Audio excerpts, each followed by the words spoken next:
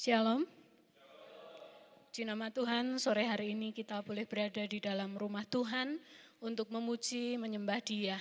Dan saatnya kita akan mendengarkan kebenaran sabda firman Tuhan. Dan sore hari ini saya akan mengajak Bapak, Ibu, dan saudara-saudara untuk membuka di dalam Pengkhotbah pasal yang ke-9.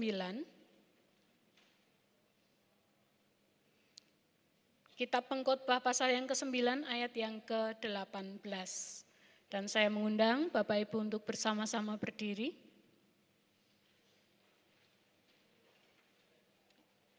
Mari kita akan membaca ayat ini bersama-sama. Pengkhotbah pasal yang ke-9 ayat yang ke-18, demikianlah firman Tuhan. Hikmat lebih baik daripada alat-alat perang, tetapi satu orang yang keliru dapat merusakkan banyak hal yang baik. Ya, saya belum mendengar suaranya. Ya, mari baca bersama-sama dengan suara yang cukup keras. Pengkhotbah 9 ayat yang ke-18, 1, 2, 3. Hikmat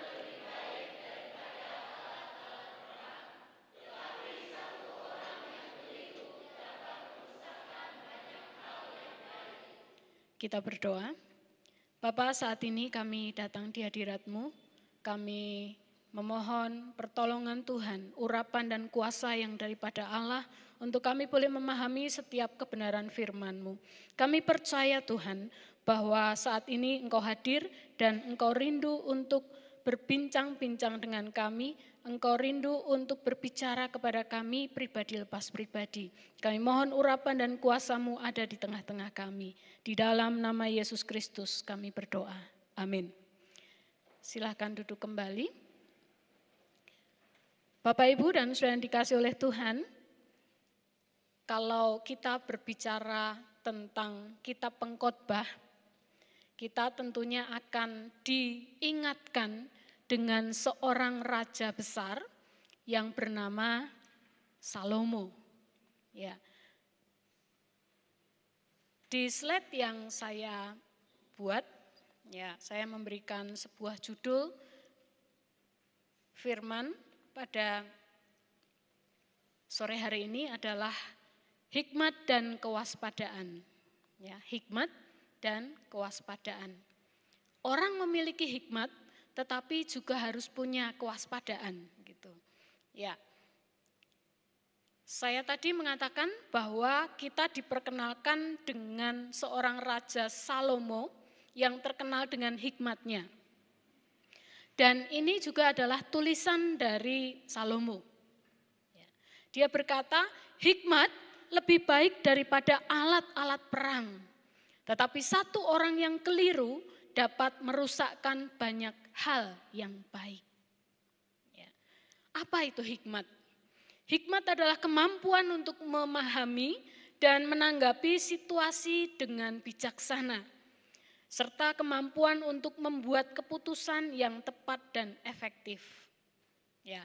Jadi saya dan saudara pasti sepakat bahwa hikmat itu sangat dibutuhkan dalam kehidupan kita.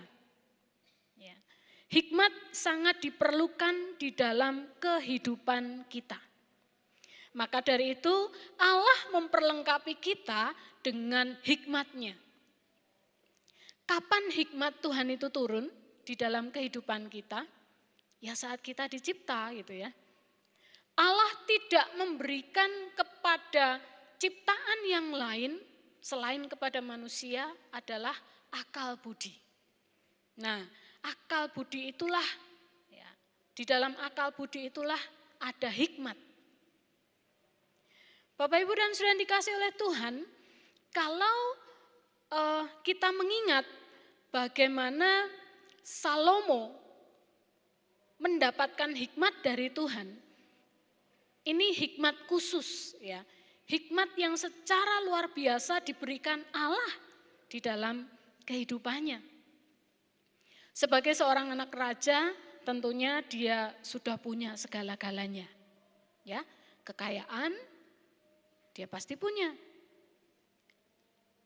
Ya, dia dihormati oleh banyak orang, Dan satu saat ketika Salomo ini akan menggantikan ayahnya, ya, dia tahu bahwa ada sesuatu yang harus dia kerjakan. Ada sesuatu yang harus dia selesaikan. Dan pada saat itu Tuhan memberikan kesempatan kepada Salomo. Ya, ketika itu Salomo mempersembahkan persembahan kepada Allah dan Allah berkenan dengan persembahannya. Allah berkenan kepada persembahannya, Allah juga berkenan kepada kehidupan Daud.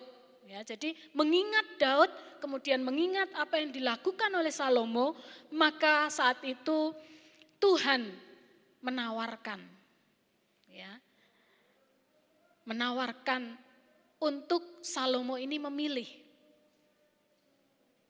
Luar biasa ya, disuruh milih gitu. Di dalam mimpinya itu Tuhan menawarkan, kamu mau pilih apa? Kalau ditawari kita pasti pilih yang terbaik ya. Ya pokoknya yang berguna lah untuk hidup saya begitu ya. Tapi jangan salah pilih juga. Dan ternyata Salomo tidak salah pilih. Di dalam 1 Raja-Raja 3 ayat 7 sampai 9. Ya, boleh sudah diklik ya. Hikmat Salomo yang dijanjikan oleh Tuhan itu diberikan kepadanya. Dan dia memang tidak minta kekayaan.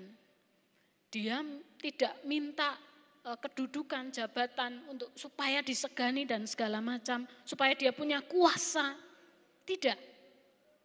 Dia memilih yang terbaik, yang tepat ya di dalam kehidupannya sebagai seorang raja. Dia memilih hikmat. Dan memang hikmat itu dimiliki oleh Salomo. Ketika kecil saya teringat kakek saya sering cerita tentang Nabi Soleman, yaitu Salomo ini ya, yang bisa berbicara dengan binatang, ya, yang bisa pokoknya pandai lah ya, dia bisa mengerti setiap bahasa manusia, bahkan bahasa hewan. Nah itu menurut cerita, itu dongeng. Tetapi di dalam firman Tuhan sendiri, kita juga melihat bahwa hikmat Salomo itu begitu luar biasa dan sangat dikenal. Dengan hikmatnya, maka dia bisa membangun bait Allah yang dirancang oleh ayahnya, tetapi karena Tuhan tidak berkenan ayahnya membangun bait Allah, maka dia yang diizinkan Tuhan untuk membangun. Luar biasa. Bait Allah itu bukan sekedar bangunan biasa, tetapi dirancang juga oleh Allah. Allah memberikan kepada Salomo perintah, ya bagaimana ukurannya, terbuat dari apa, ya semua itu harus tepat dilakukan.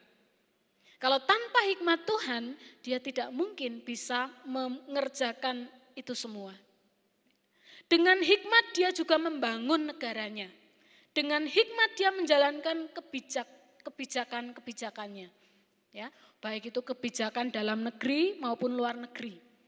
Karena Salomo ini kekuasaannya tuh luas.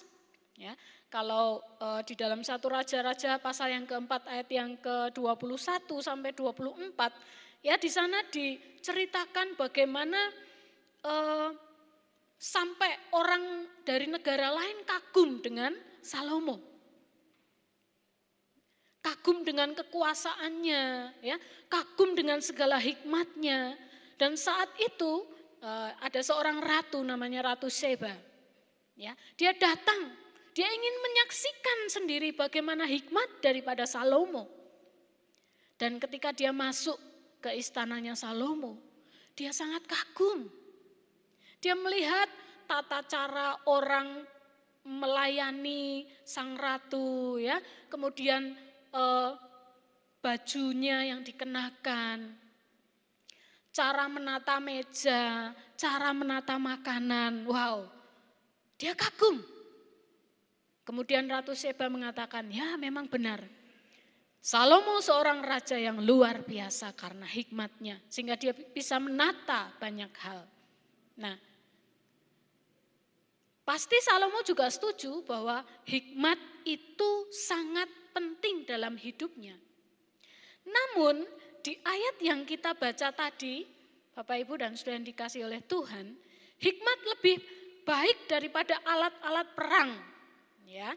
Nah, dia memperbandingkan dengan sebuah peperangan. Orang yang punya alat-alat perang, alat-alat perang ini berbicara tentang berbagai macam hal yang dibutuhkan di dalam sebuah kerajaan. Ya, kalau berperang ya pasti harus ada senjata, ya, pasti harus ada kereta, harus punya kuda dan lain sebagainya. Ya, dia berkata bahwa hikmat itu lebih baik dari alat-alat perang. Saya berpikir, oh iya juga ya, banyak alat perang tapi nggak bisa menggunakan, bisa menang nggak? Sama juga ya, sekarang ini kan banyak alat-alat canggih di sekitar kita. Ya, laptop, HP kita, atau berbagai macam peralatan-peralatan modern. Ya. Tetapi kalau kita nggak bisa menggunakannya, ya sia-sia, percuma ya. Seperti kami yang mungkin sudah usia-usia seksi ke atas gitu ya. Tahu seksi? Seket siji ke atas. Kita mengenal gadget ya paling buat WA, ya toh, buat telepon. Mungkin ada kakek atau nenek kita ya punya HP tapi cuma bisa untuk telepon, lainnya nggak tahu. Padahal ada begitu banyak fitur-fitur yang sangat bermanfaat. Tapi kalau nggak punya pengetahuan tentang itu ya sama saja gitu ya. HP-nya mau harga jutaan tapi kalau nggak bisa pakai ya sudah percuma gitu. Hikmat lebih penting ya, lebih baik daripada alat-alat perang. Di dalam kehidupan kita, kita pun juga seringkali kan mengumpulkan alat-alat perang untuk hidup kita. Betul ya? Karena kita ini di dunia ini juga sedang dalam peperangan. Peperangan memerangi hidup. Memerangi berbagai macam kesulitan dalam hidup kita ini. Karena memang sejak manusia jatuh ke dalam dosa, ya harus menghadapi berbagai macam kesulitan hidup. Ya. Sehingga manusia diberi kelengkapan oleh Allah. Salah satunya adalah hikmat. Ya. Tetapi kita manusia juga bukan hanya mengumpulkan Allah memberikan hikmat, tetapi manusia juga mengumpulkan berbagai macam sarana prasarana. Uangnya, kekuasaannya, ya, kekayaannya, kedudukannya. Nah, itu semua sarana untuk bisa hidup. Tetapi Salomo berkata, perbekalan itu, ya, perbekalan di dunia ini, ya, termasuk ilmu pengetahuan dan segala macam, ya, itu tidak ada gunanya tanpa hikmat Tuhan. Banyak orang pandai tetapi tidak berhikmat. Banyak orang berpengetahuan tetapi kurang hikmatnya. Sehingga ketika menjalani hidup, ya mereka sepertinya pintar tetapi juga gampang jatuh. Salomo mengingatkan kepada kita bahwa meskipun kita punya berbagai perbekalan di dalam kehidupan kita ini, ya, termasuk ilmu pengetahuan, harta, kedudukan, jabatan, ya, seharusnya digunakan dengan hikmat Tuhan. Hikmat Tuhan itu yang akan menuntun kita. Hikmat Tuhan itu yang akan menolong kita untuk berhati-hati. Maka kemudian Raja Salomo ini mengatakan hikmat tidak cukup. Saya menambahkan hikmat dan kewaspadaan. Sekarang ini kita menghadapi peperangan kita bukan melawan darah dan daging saja. Tetapi peperangan kita melawan penguasa-penguasa di udara. Yang tentunya memiliki hikmat. Karena setan itu juga punya hikmat ya, punya kepandaian. Bagaimana dia bisa menipu Adam dan Hawa dengan kelicikannya. Ya. Dia juga bisa menggoda Yesus. Dia bisa tahu sisi-sisi lemah dari manusia.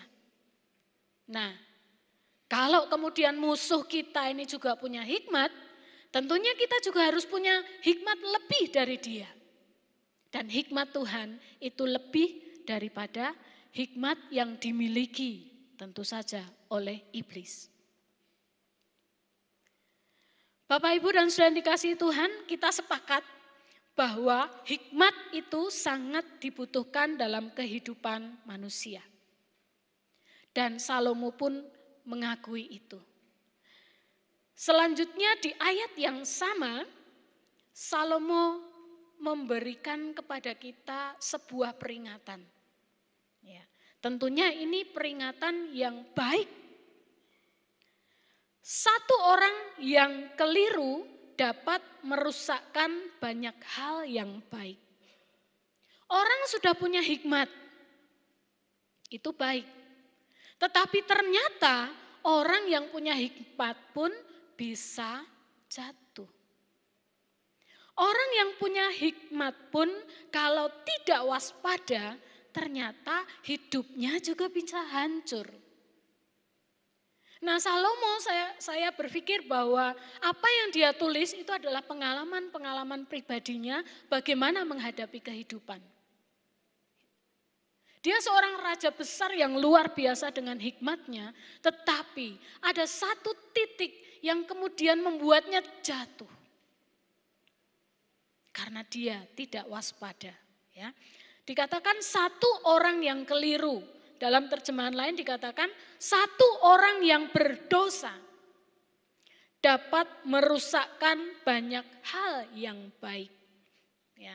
Di dalam 1 Raja-Raja 11 ayat yang pertama sampai ayat yang ketiga diceritakan tentang seorang Salomo, seorang yang berhikmat jatuh di dalam sebuah hal yang menghancurkan dia. Salomo mencintai perempuan-perempuan asing. Ya.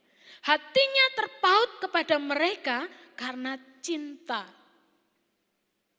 Dan karena cinta, maka menjauhkan dirinya dari apa yang Tuhan kehendaki. Memang yang dipilih oleh Salomo ini dalam hal pasangan ya, cinta kepada pilihan hatinya. Sampai dia tidak hanya punya satu istri, dua istri, tapi berapa? Ya, 1000 dengan gundik-gundiknya. Kurang? Ya, sangat banyak itu. Dia jatuh karena dia memilih istri yang salah. Nah, bahkan itu istri-istrinya ya, bukan hanya istri, tetapi istri-istrinya. Kalau nanti di rumah membaca ya di 1 Raja-Raja 11 ayat yang pertama sampai ayat yang ketiga. Karena pilihan hatinya itu membuat dia lebih condong kepada para istrinya. Bukan hanya para istrinya, tetapi juga apa yang disembah oleh istri-istrinya. Padahal sebelumnya dia sudah diingatkan, kalau kerajaanmu mau kokoh, percayalah kepada Tuhan. Jangan menyimpang ke kanan, jangan menyimpang ke kiri, tetap percaya kepada Tuhan. Tetapi dia lupa setelah dia mendapatkan segala-galanya, ya, kejayaannya yang begitu luar biasa itu, dia lupa dengan satu hal. Sepertinya kecil, sepele, ya, hanya jatuh hati.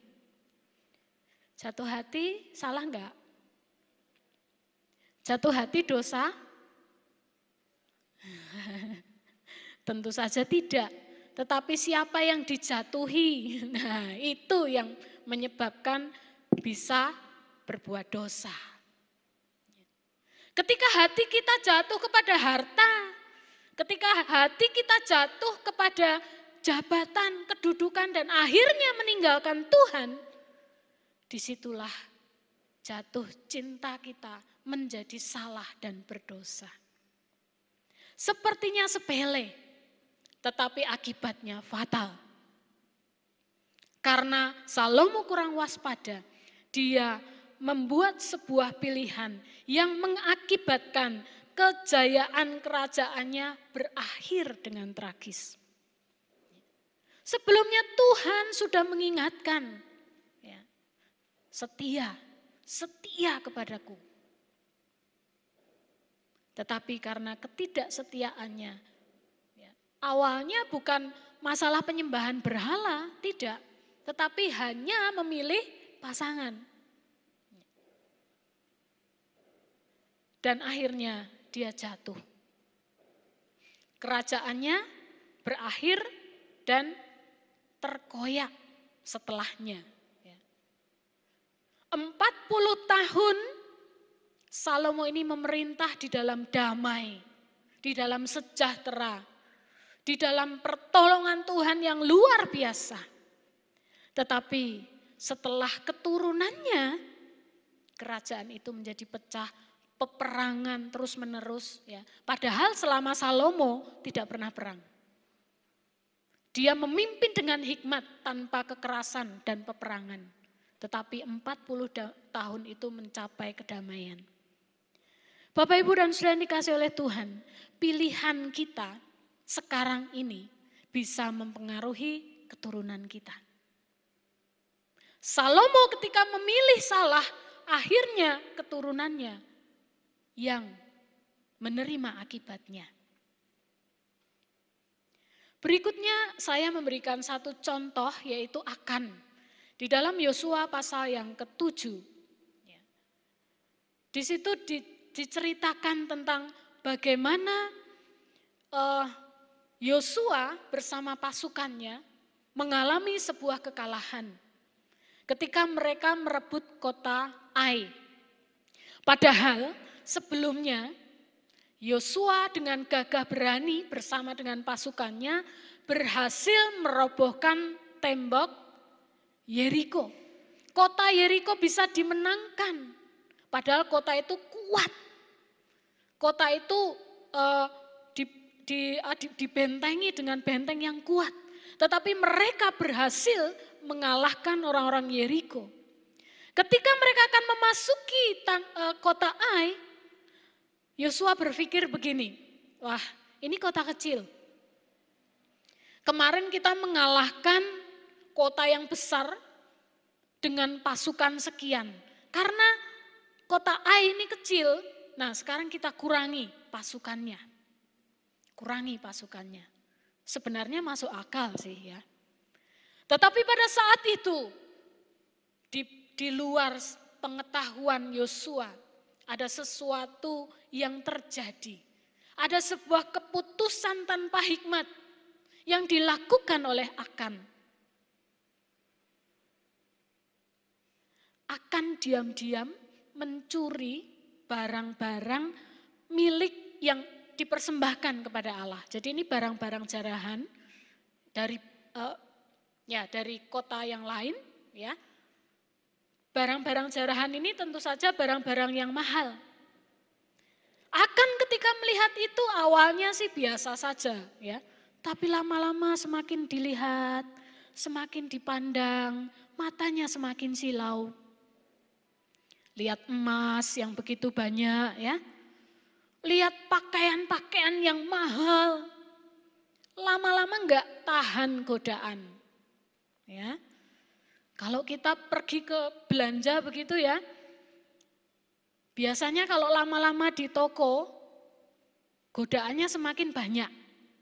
Enggak tahan gitu ya. Tadinya cuma beli A, ngerembet. Apalagi kalau ibu-ibu. Itu kalau pergi, tasnya itu pasti nanti beranak. Ya, karena pengen ini, dan itu. Keinginan kemudian menguasai Akan. Dia ingin menjadi kaya.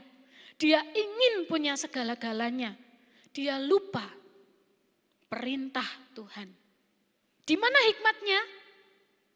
Kalah dengan apa yang menjadi keinginan hatinya. Akhirnya, apa yang dilakukan Akan berakibat kepada semua bangsa Israel mengalami kekalahan.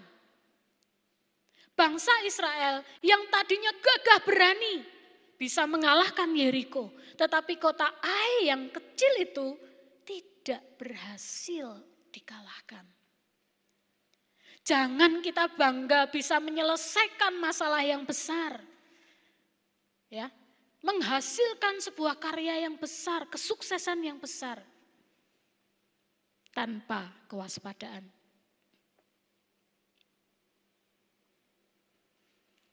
Menjadi sebuah penyebab kekalahan bangsa Israel melawan kota Ai.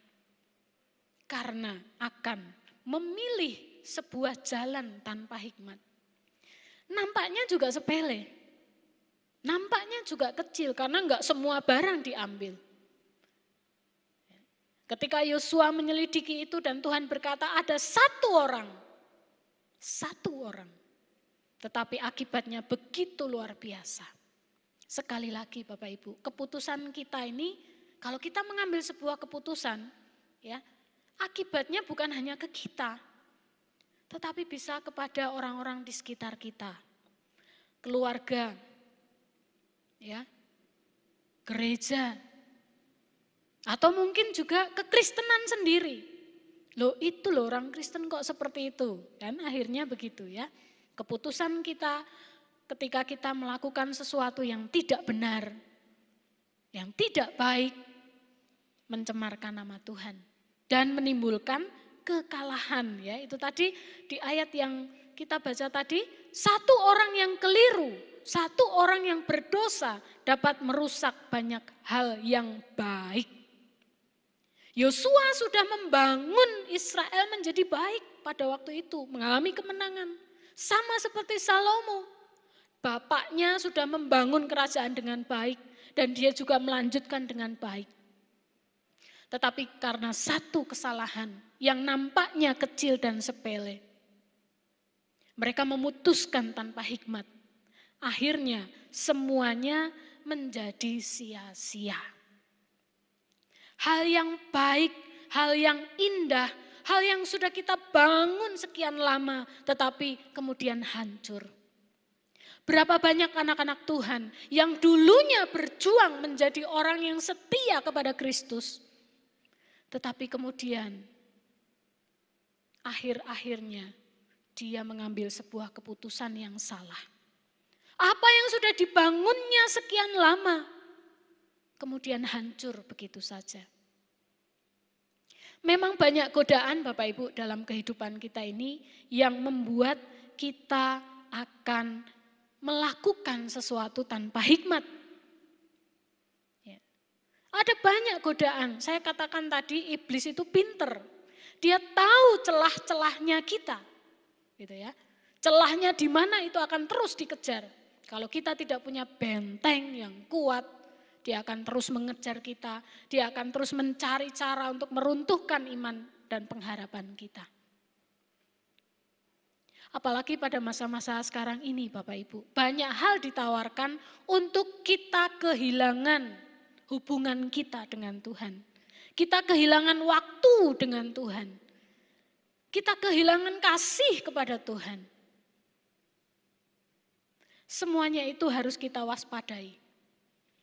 Karena satu hal yang kecil bisa meruntuhkan hidup kita. Ada satu lagi contoh yang cukup menarik bagi saya, yaitu tentang tembok Cina. Pernah melihat tembok Cina? Ini, ya digambar. Kita juga belum pernah, saya juga belum pernah ya, tapi digambar. Dan cerita-ceritanya itu adalah tembok yang terpanjang dan tebal. Tidak bisa musuh lewat begitu saja. Ya. Nah, fungsi dari tembok Cina ini adalah melindungi orang-orang yang di dalam dari berbagai macam serangan. Kekuatan tembok ini sangat luar biasa. Ya, pada tahun 1600 ya, Cina diserang oleh Mongolia, bangsa Mongolia, dan tidak bisa ditembus karena ketebalan tembok itu, kekuatan tembok itu ya. Tetapi pada tahun 1644 Mongolia kembali menyerbu. Ya. Mungkin dia sudah mempersiapkan segala sesuatu, senjata yang lebih canggih atau kekuatan pasukan yang lebih banyak, dan akhirnya tembok Cina bisa bobol. Apakah dengan kekuatan perang Mongolia? Apakah mereka mengatur strategi perang yang hebat begitu? Ternyata tidak. Mereka mengalahkan, menghancurkan tembok Cina itu, ya, pertahanannya dengan memberikan sogokan kepada pasukan penjaga benteng Cina. Sogokan, tahu ya? Uang pelicin, ya, uang pelicin yang bisa melancarkan jalan gitu. Nah, sogokan ini diberikan kepada pasukan yang saat itu sedang berjaga. Nah, karena melihat sogokannya, maka pasukan penjaga ini hatinya terpikat. Hatinya ingin untuk memilikinya. Sehingga rahasia-rahasia tentang tembok Cina itu bisa diungkap oleh orang-orang Mongolia. Dan akhirnya kalah. Sepele bukan? Sesuatu yang kecil, sesuatu yang remeh, yang sebenarnya bisa ditahan, ya. Tetapi karena tidak bisa menahan diri, hikmatnya terlupakan, ya. Kesetiaan, janji setianya, ya, sebagai seorang pasukan, dia lupakan juga. Karena iming-iming itu lebih menarik. Bapak, Ibu, dan saudara yang dikasihi oleh Tuhan, di dalam perjalanan kehidupan kita ini, ya, kita mengiring Tuhan mungkin dari kecil, dari dalam rahim ibu kita sudah mengiring Tuhan. Ya, kita pertahankan iman baik-baik dan kita harus terus waspada. Mengapa? Karena bisa saja kita melenceng kalau kita tidak waspada.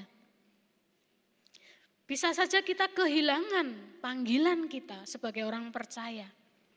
Bisa juga kita kehilangan panggilan pelayanan kita.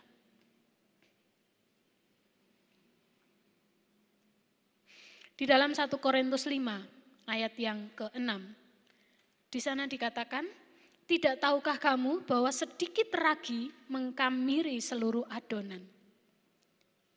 Apabila kita sadar bahwa dalam hidup kita ini ada sesuatu yang lemah yang kita sadari. Ya, kalau kita tidak waspada, itu akan merusak semuanya. Ya, ada istilah susu sebelanga rusak oleh nila setitik. Ya. Nila setitik saja itu bisa merusakkan susu sebelanga. Artinya apa? Sesuatu yang kecil yang bisa merusak hidup kita kalau kita tidak waspadai. Itu bisa menghancurkan apa yang sudah kita bangun, tetapi juga bisa membuat kita hancur dan kita tidak bisa melanjutkan hidup kita sebagai orang percaya lagi. Karena sudah terhambat di situ ya. Banyak hal yang mungkin kita perlu waspadai ya. Kadang-kadang kita berpikir bahwa kata-kata kita, perilaku kita, ya, apa yang kita tonton, apa yang kita baca, ya, kita milih teman pun itu harus berhati-hati. Karena nila setitik bisa merusakkan susu sebelanga. Kehidupan kepercayaan iman kita yang begitu besar bisa tergerogoti oleh hal-hal sepele, hal-hal kecil yang bisa kemudian meruntuhkan hidup kita. Pada sore hari ini kita boleh diingatkan bagaimana kita menjaga hidup kita baik-baik. Hikmat yang Tuhan sudah beri, kita pakai untuk menjalani kehidupan ini di dalam Tuhan. Tetapi kita juga terus berjalan di dalam kewaspadaan. Kita menyadari apa yang kita perbuat ini sungguh-sungguh berkenan kepada Tuhan atau tidak. Apakah ini akan membuat hidup saya menjadi baik atau menghancurkan hidup saya? Bapak, Ibu, dan Saudara dikasih oleh Tuhan, untuk mengakhiri kesaksian, saya punya kesaksian ya tentang bagaimana memilih. Ketika saya mengambil keputusan untuk menjadi hamba Tuhan, ya saat itu saya harus bergumul berat. Karena keluarga saya belum mengenal Tuhan, saya tidak mungkin untuk bisa meminta izin kepada keluarga saya. Ya, dan saat itu saya bergumul selama 1 tahun. Ya, saya minta tanda dari Tuhan. Tuhan, saya minta 3 tanda supaya saya yakin dengan pilihan saya. Dan 1 tahun kemudian Tuhan menggenapi semua janji itu. Ya, apa yang saya minta Tuhan beri. Apakah begitu mudah menjalani ke depannya? Ternyata tidak. Ya, ternyata tidak. Setelah beberapa tahun saya menjalani itu dan mau skripsi, Pak Surya waktu itu ketika saya pulang dari praktek, Pak Surya pada saat itu mengumpulkan kita semua. Kumpulin kita lalu Pak Surya bilang begini, sekarang siapa yang mau keluar silahkan keluar. Ya. Siapa yang mau tetap kuliah tetap tinggal. Karena memang ada latar belakangnya ya kenapa Pak Surya seperti itu. Siapa yang mau pulang silahkan pulang. Dalam hati, waduh di asrama itu juga memang gak enak ya. Apalagi ini lagi skripsi ini, wah ini pergumulannya sudah muncul di kepala gitu. Tetapi pada saat itu saya berdoa, Tuhan kuatkan saya, teguhkan saya. Supaya saya milih yang benar. Dengan segala hikmat Tuhan. Ada beberapa mahasiswa yang keluar, memanfaatkan momen itu untuk keluar. Karena mungkin sudah gak betah ini kakinya ya. Tapi saat itu saya berkata, Tuhan sudah sekian waktu loh saya ini menjalani panggilan saya. Dan ini tinggal detik-detik terakhir. Kalau saya tidak berhikmat, saya keluar, betapa ruginya saya. Betapa saya menghancurkan hidup saya, panggilan saya. Dan mungkin orang tua saya akan berkata, loh rak tenan toh, nopo ndak milih itu, gitu ya. Tetapi saya bersyukur kepada Tuhan kalau pada saat itu Tuhan memampukan saya untuk memilih yang terbaik. Saya mengabaikan hal-hal yang kecil-kecil yang sekiranya itu bisa membawa saya jauh dari Tuhan dan panggilannya. Sore hari ini kita semua dipanggil menjadi orang percaya. Dan mari kita mau menjaga panggilan itu ya, dengan hati-hati, dengan kewaspadaan. Apalagi kita sedang menghadapi masa-masa akhir zaman. Banyak gangguan, banyak godaan. Sebagai kesimpulan dari kebenaran firman Tuhan pada sore hari ini, hikmat Tuhan akan membawa kita kepada keberhasilan hidup. Hikmat harus disertai dengan kewaspadaan dalam menentukan sikap dan pilihan kita. Kiranya kebenaran firman Tuhan ini boleh memampukan kita untuk berjalan dengan hikmat dan dengan kewaspadaan. Biarlah pada saat ini sebagai para pengikut Tuhan, kita akan belajar untuk terus memohon pertolongan dan kekuatan Tuhan. Hidup di dalam segala hikmat Tuhan. Silakan pemain musik untuk maju ke depan. Di dalam kita mengiring Tuhan, pasti ada banyak tantangan ya. Ada banyak godaan. Ada banyak hal, apalagi nih calon-calon hamba Tuhan. Banyak hal yang bisa menyimpangkan Anda. Banyak hal yang bisa kemudian menjauhkan dari panggilan. Tetapi mari sebagai anak-anak Tuhan, sebagai pengikut-pengikut Tuhan, sebagai orang-orang yang mengiringi Tuhan, kita mau tetap hidup di dalam hikmat-Nya. Mari kita mau jaga hati kita dari segala hal-hal yang nampaknya sepele, yang akan menjatuhkan hidup kita.